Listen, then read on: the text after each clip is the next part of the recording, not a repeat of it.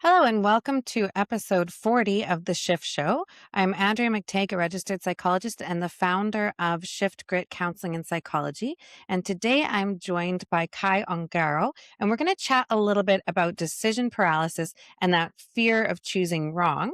But first, a little bit about Kai. Kai, you're part of our client experience team, and you're also a student of psychology. Can you tell me a little bit about what you're studying and where you're at? Yeah, so I'm Kai. I'm in my fourth year at the University of Alberta. I'm currently studying under Dr. Kyle Nash in the Nash Social Neuroscience Lab, and I'll be running my honors program research study soon. That is very exciting and can't wait to see what you do with it. Kai, we talked a lot about how your age group, particularly, so like as university students and so on, are facing this episode of decision paralysis, and it's really, really relevant sort of thing. And basically, decision paralysis is a pattern in which making choices feels disproportionately high stakes. So it's like driven by the belief that one wrong move could permanently limit your identity or an opportunity or some future stability. So basically, we've got the threat brain activated, and it creates this opt out behavior of just like, I don't want to choose anything. Do you see that in your life and in your friends? And what's it look like for you guys? Yeah, absolutely. I think that really comes into play within academia because you're looking at whether to take on certain opportunities, whether that be through research or deciding which classes to proceed with, or even the way you approach an assignment or studying. It can feel very high stakes of getting it perfect or getting it right on the first try and worrying how that's going to impact your future opportunities. So it can definitely be a bit paralyzing when you're not sure which path to take because you don't want to limit yourself. 100%. So it kind of goes into this thing where it's like, if I choose one wrong thing, if I choose like the wrong thing, then my entire trajectory is going to be thrown off and I'm just going to end up being like a total failure at life or whatnot. Right. But it also shows up that decision paralysis, analysis paralysis, whatever you want to call it, also shows up when we lack clarity on the thing that we're deciding, or when we're doing some comparisons to other people, or when we've got that like failure. And one of the limiting beliefs that we see really commonly with decision paralysis stuff is that I'm a failure, because the dysfunctional need for I'm a failure is I need to be successful. And so it's like, well, I have to be successful at every single decision possible, whether it's like choosing which restaurant or choosing, what school program to take or whatever. And so what is the like outcome of that typically? That analysis paralysis? Like what are you seeing in that regard? Yeah, that analysis paralysis, it's paralyzing, of course. So rather than, you know, just making decisions and figuring it out as you go, when you get too caught up on making simple decisions and when you're looking for that control in your life, it can actually set you back further. So you're stuck in the same loop and it's hard to actually end up finding more opportunities and more success because you've kept yourself stuck. So that can be really tough, especially for people of my generation, my age group, when you're looking at when you're going to university, whether you're deciding to go to grad school afterwards or to go into the workforce after, it can feel like a lot of pressure knowing, well, am I going to be able to get into this program? Am I going to be able to get a job? So when you're kind of stuck in that loop, you end up limiting yourself further. Well, I think like part of what gets people stuck in that loop is putting that like high stakes piece on it rather than like looking at life as like an experiment. Okay, well, I'll try this. So you get more into the like mental analysis, thought trap, and these like loops versus like, okay, I'm going to do something and then get the additional feedback from the world. So it just like that high stakes thing. And it's interesting because it creates this problem of often looking like you don't care because you're not picking or there's some avoiding going on or whatever. But it's actually the opposite. It's like hyper caring about the future. Like, well, if I do this, then this could happen, or this could happen, or this could happen. And then all of the this could happens pile up. And they end up just being this opt out of like, well, I'm not going to choose anything. I can't choose anything. And often that will look like a bit of procrastination, or it looks like a fear of commitment. And so this is where we see it also playing into relationships, right? And I think in the current zeitgeist, too much choice, whether we're getting into like the Bumble Tindering or whatever, gives us this thing where there's too many inputs and it's hard to come up with like, what is the thing that I should just experiment on and like putting your foot forward. So we're seeing it also really, really implicated in that failure to launch sort of piece where people care about their future a lot, but then they kind of can't take the next steps Do you see that kind of popping up, and what are your thoughts on it? Yeah, absolutely. Especially when you're looking at the relationship piece there. I find that, especially within my generation, a lot of people are so hyper focused on finding the perfect partner or the perfect job opportunity or the perfect friendship or vacation or whatever that may be. And when you're so focused on that perfection and making sure it's just as good as it can be, again, you limit yourself further. So, especially when you're looking at relationships, you see that grass is always greener perspective. And when you're looking at how it's portrayed on social media and how those relationships are shown, people can tend to limit themselves and not let themselves actually explore and feel it out. They're looking for what they're shown or looking for how can I have this perfect relationship in my life. So it's like certainty of outcome becomes a requirement for any decision versus like, okay, well, we're going to try this out. And I often will put my clients into this thing of like, let's take it to from choice to that's going to impact like identity and life trajectory and all of this like huge thing, which pushes up that pressure cooker and get it into just an experiment. Like, we're going to try to take this class, or we're going to try to apply for this job, or we're going to go on a few dates with this person and just like see it as an experiment where you're taking out that like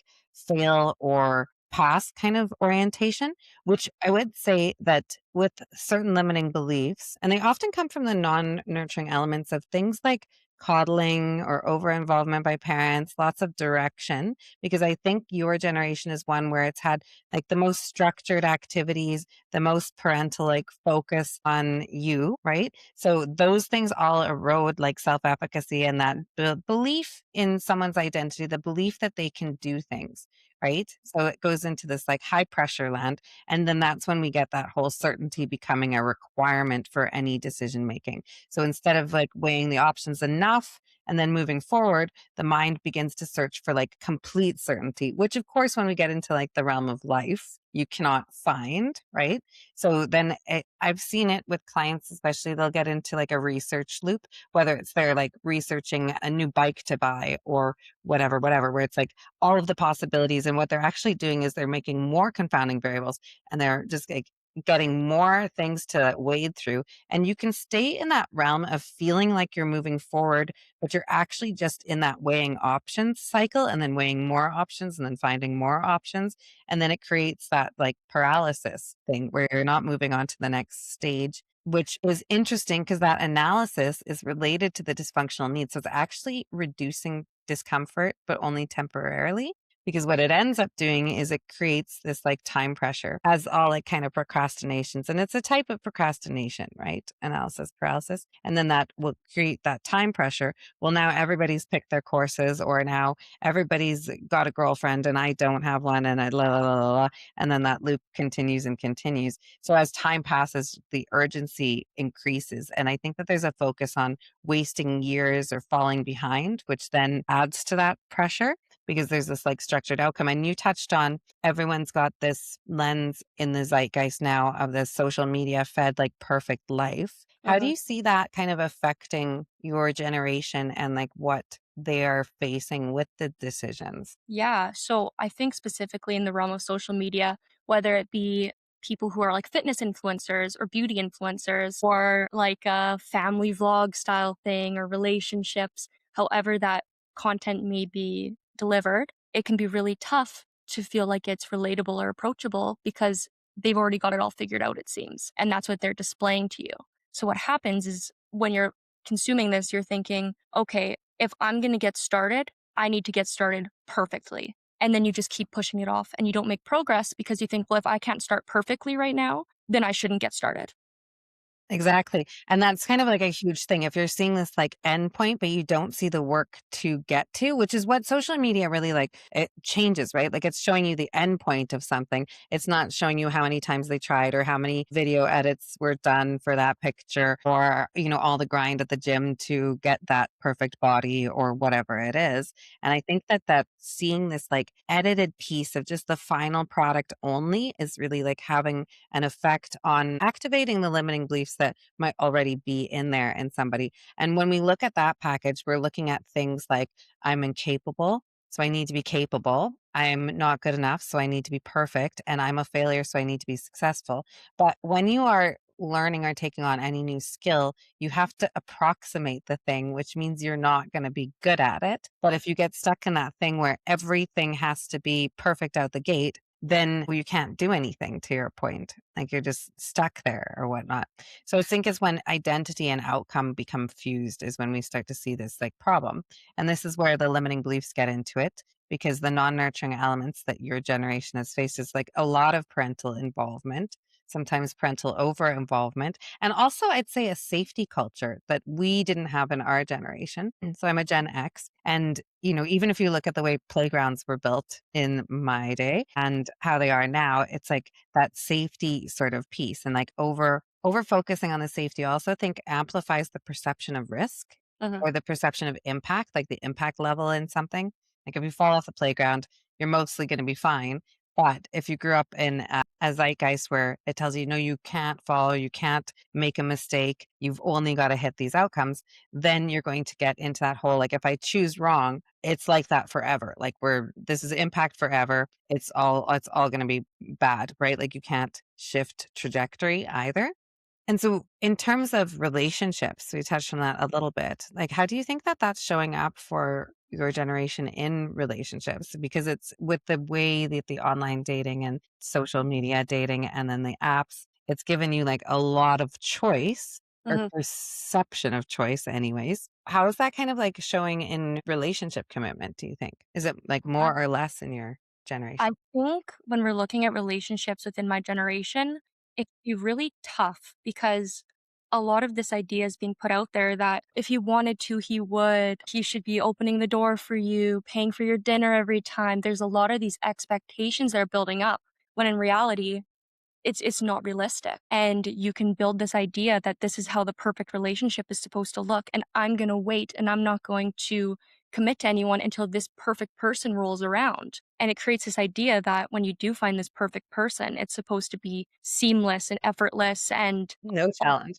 rainbows, but relationships take work and that's what's not being shown. Well, And and they take mistakes too. Like, I think anything that we do in life, it takes mistakes, right? Like, saying something, it's not the right thing, it doesn't land, or like there's a little misalignment. And like when you have the expectation that you are going to have bumps in the road, that there is going to be challenge, and then that's fine, that's part of the journey, then you're able to commit and not get thrown off. And it feels like if I commit to this one person and they do this one little thing, like he doesn't open the car door for me, or I get one bad mark in my program or whatever, it means obviously this is a total fail, can't do it, shouldn't make any more decisions. And I think the walnut brain, aka the threat brain, starts to collect these pieces as pieces of evidence to support a limiting belief rather than pieces of evidence and information to direct future decision making. Right. And so, like I said, we're definitely seeing a lot of like the like I'm a failure one popping up in this, and I'm incapable. Like, well, I can't choose like the perfect boyfriend, so I can't choose anybody.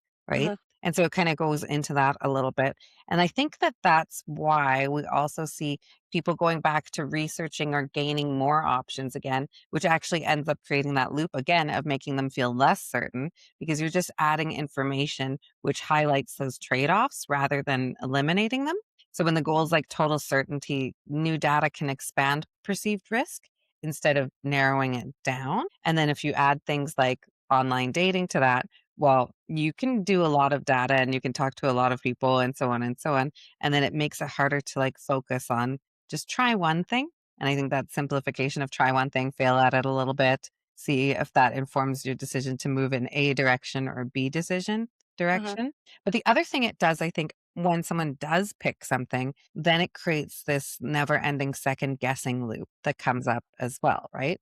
Because you're now analyzing it through the lens of like, this has to be perfect and this has to be related to the perfect outcome. So I think then what you get is just people finding that analysis, because the human mind does not like to be in two different directions. It does not like cognitive dissonance at all. So often then the outcome is just like, you know what? It's going to be a lot safer. And the threat brain's going to say to you, like, why don't we just not pick? Why don't we just wait? So I think in your generation, we're seeing a lot of like delays, like the failure to launch kind of thing, right?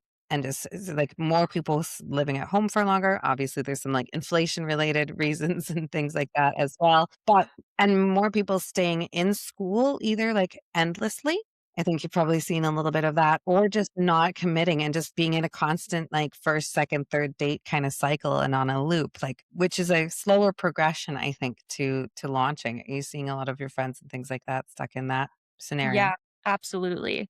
And even kind of touching on that cognitive dissonance piece you mentioned, I think when you're spending so much time and effort making that decision, you've now tied a big piece of your identity to this decision when it's finally made needs to be perfect. It's not a, I made this decision quickly, so it's okay if it doesn't work out. You almost turn into this sunk cost fallacy where you've spent so much Right? time and effort that whatever decision you do make, now maybe you feel a bit stuck in it because you're like, well, I spent so much time making this one decision. So it would be such a waste of my past effort to change my mind. 100%.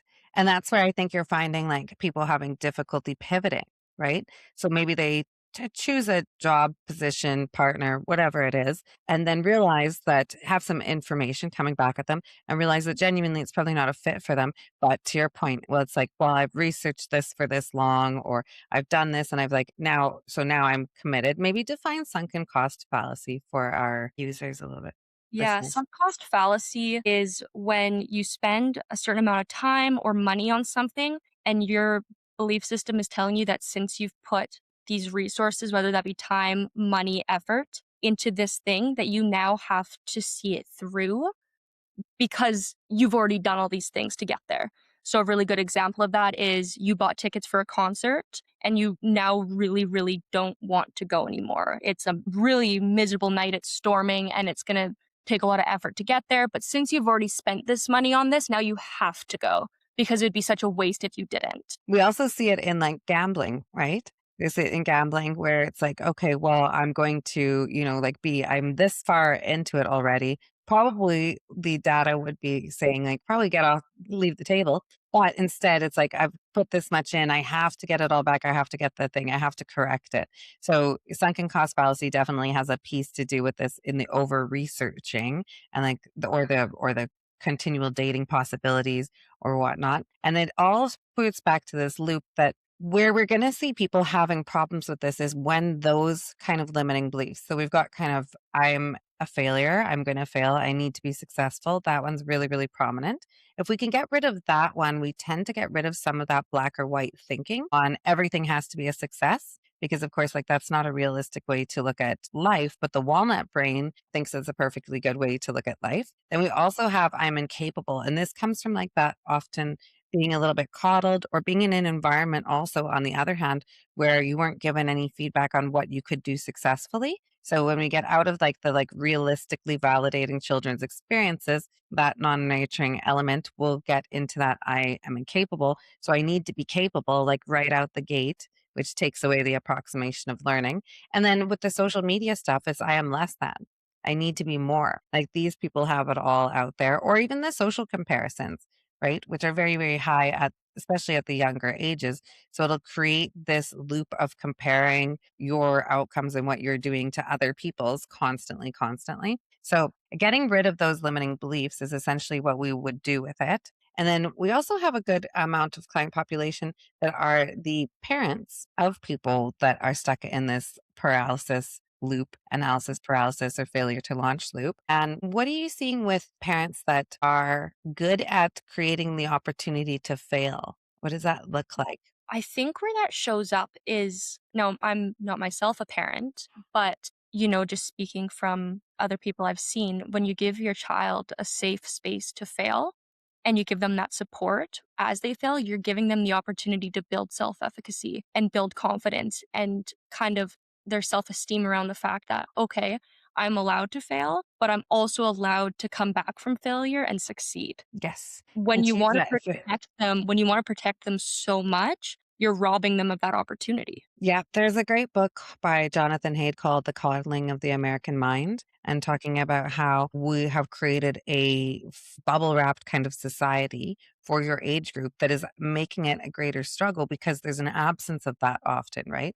Where it's like you can mess this up and it's fine. You can mess this up and learn something. And you're supposed to be messing things up and you're supposed to be failing at things, especially in your younger generations, right? But also that continued coddling past childhood and making it easier and easier on kids. And when you take out that challenge, you take out, to your point, that self esteem generation as well as the self efficacy. So I think going back, what we do here to help out with that is we can actually go back in and reprogram those limiting beliefs out and just create elimination of them. Because if they're not there, I'd say like the natural human mind is very geared to trying things and failing. And I think just the trying things is a big piece, right? And bringing it back to that.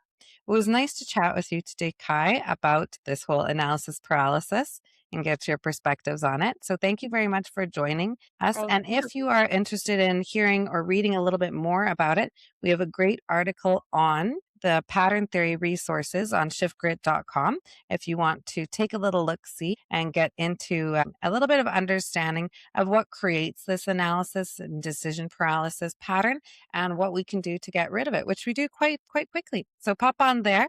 Thanks for joining us, Kai, and we'll talk to you next time.